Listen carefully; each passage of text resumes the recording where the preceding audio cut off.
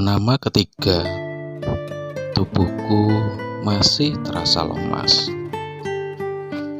dan sendi tak sanggup aku gerakkan. Semua ini terjadi karena malam itu aku menantang makhluk tersebut.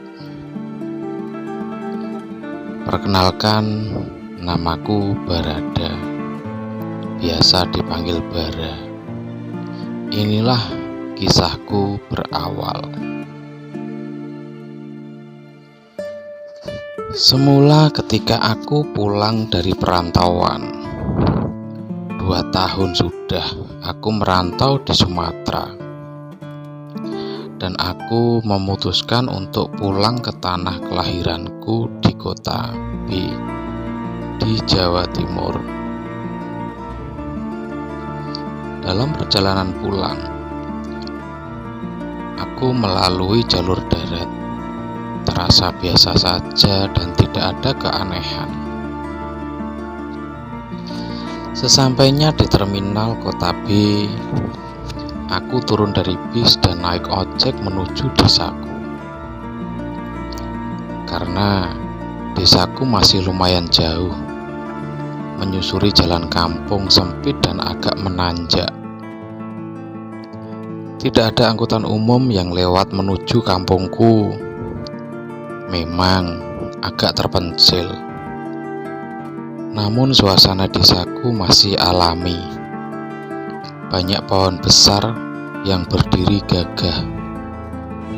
Tidak jarang di sepanjang pohon yang berjajar terlihat beberapa pohon beringin yang tampak seperti tempat sajen. Dan di sepanjang perjalanan tercium wangi dupa dan kemenyan yang dibakar di bawah pohon beringin.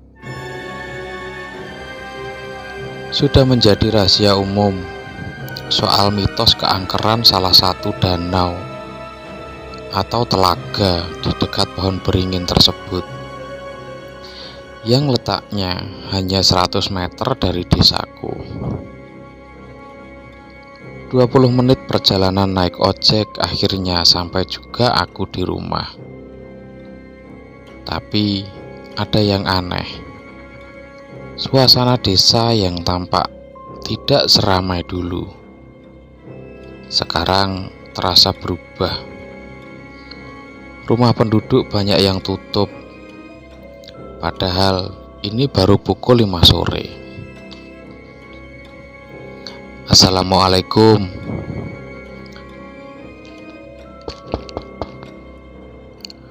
Assalamualaikum. Waalaikumsalam. Siapa itu? Terdengar suara serak khas dari bapakku. Aku Bara, Pak. Walah, kamu nak. Sembari membuka pintu, tapi setelah aku masuk, bapak dengan seperti orang yang ketakutan segera menutup pintu kembali. Emangnya ada apa, Pak? Masih sore kok sudah sepi? Tanyaku. Ya, sudah 6 bulan desa kita sering ada teror asap dan api pagebluk saat menjelang maghrib sampai menjelang subuh, jawab bapak singkat. Kalau ada pintu rumah yang terbuka atau siapapun yang berkeliaran, jika sampai terlihat api seperti terbang, maka orang itu sudah dipastikan akan mati, ucap bapak menceritakan keadaan di desa saat ini. Lah, memang sudah pernah ada korban? Tanyaku. Sudah, ada 7 orang meninggal dengan ciri khas yang sama. Mereka meninggal dengan mata melotot serta Leher yang menghitam seperti terbakar, jawabnya. Sudah, kamu istirahat sana. Nanti saja, Pak, jawabku. Ya sudah kalau gitu. Jangan lupa besok kamu nyekar ke makam ibumu, bapakku mengingatkan. Sore itu aku hanya duduk dan menikmati kopi di ruang tamu. Cahaya lampu sengaja dimatikan karena aku sendiri penasaran dengan apa yang terjadi. Sesekali aku mengintip keluar melalui jendela. Sedang bapak hanya rebahan di lantai yang beralaskan tikar. Sungguh seakan satu desa diteror oleh hal yang tak kasat mata. Sayup suara azan maghrib terdengar dari masjid desa lain. Karena sepertinya tak ada yang berani keluar rumah untuk azan di desaku. Sungguh aneh. Kemudian aku minta izin bapak untuk azan dan sholat. Bapak mengizinkan dan berpesan untuk hati-hati. Aku sendirian berjalan menuju masjid. Sungguh seperti desa mati. Setibanya aku di masjid, aku langsung azan. Namun tak satu orang pun yang datang. Mungkin mereka sholat di rumah masing-masing. Setelah selesai sholat, sejenak aku duduk di serambi masjid sambil menunggu waktu isya. Sepi, gelap suasana desaku saat ini. Aku menyalakan rokok sambil sesekali melihat di sekeliling. Tiba-tiba aku dikagetkan dengan suara yang menyapa. Assalamualaikum. Suara itu muncul di belakangku. Waalaikumsalam, jawabku dengan terkaget. Kapan kamu pulang? Tanya seorang yang ternyata Benny, temanku. Walah, kamu Ben, bikin kaget saja, jawabku. Baru tadi sore. Duduk sini Ben, sambil kutawarkan rokok. Ben, sebenarnya ada apa di desa?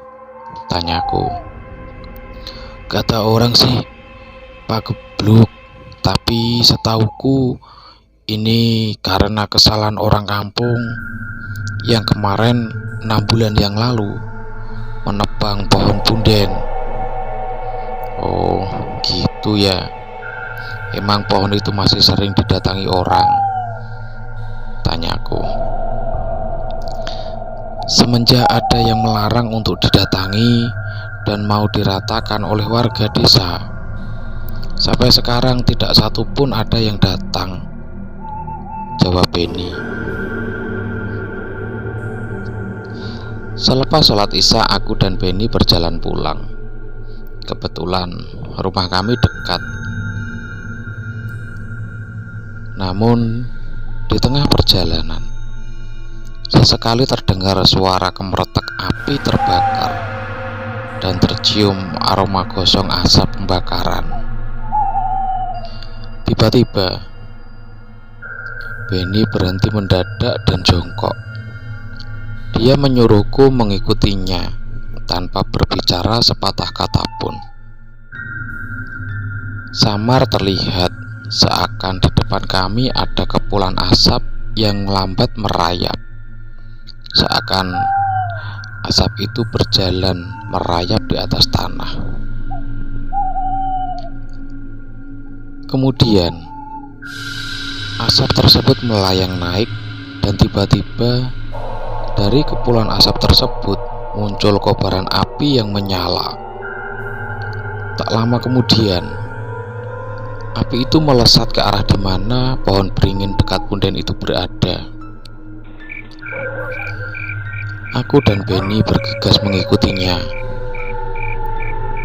Dan benar saja, ternyata pohon angker itu adalah tempat bersemayam Banaspati yang tadi aku lihat dengan Benny.